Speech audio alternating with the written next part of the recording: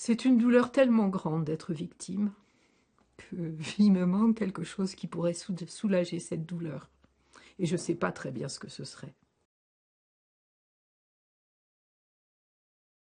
Dans la vie religieuse, mais pas seulement, dans la vie chrétienne tout court, de considérer le prêtre comme un substitut de Dieu.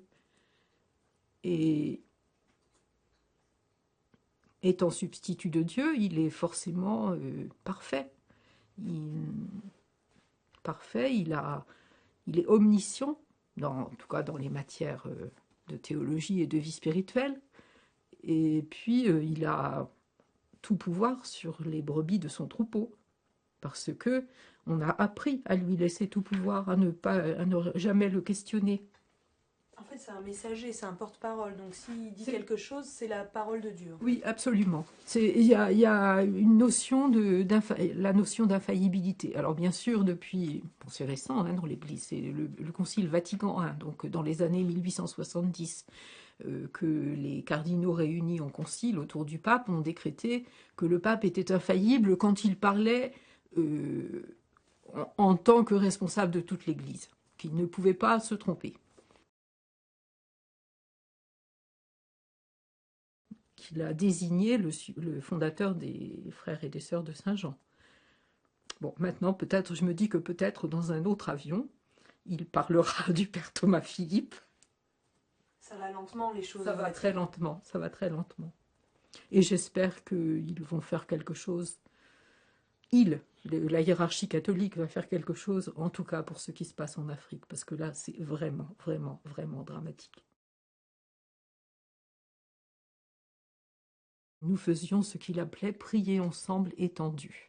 C'est-à-dire qu'on se mettait dans mon lit et qu'il enlevait, rapidement, nous avons enlevé tous nos vêtements. Et là, alors, il prenait tout de même des précautions, sans m'expliquer pourquoi, pour que je ne tombe pas enceinte. C'est-à-dire qu'il ne me pénétrait pas, tout au moins pas avec son sexe, avec le doigt de temps en temps, et surtout, il mettait son sexe dans ma bouche. Il se met en devoir de se déshabiller et il m'incite à faire de même, enfin il me donne l'ordre, bon, sans violence physique, hein, mais avec toute son autorité spirituelle de faire la même chose, de m'étendre sur le lit et il se couche sur moi. Je suis en état de sidération à ce moment-là. Je me sens un peu comme... Ouais, je ne pense plus. Je ne pense plus. Cet homme avait une réputation de sainteté dans ma communauté.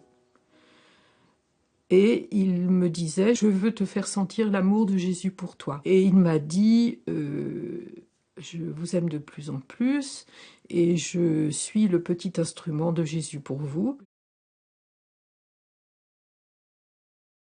J'ai bien conscience que je ne parle pas seulement en mon nom, je parle aussi pour toutes les victimes, pour toutes celles qui sont mortes sans avoir parlé, pour toutes celles qui ont parlé et qu'on n'a pas cru, pour toutes celles qui se sont trop détruites et qui ne peuvent toujours pas parler.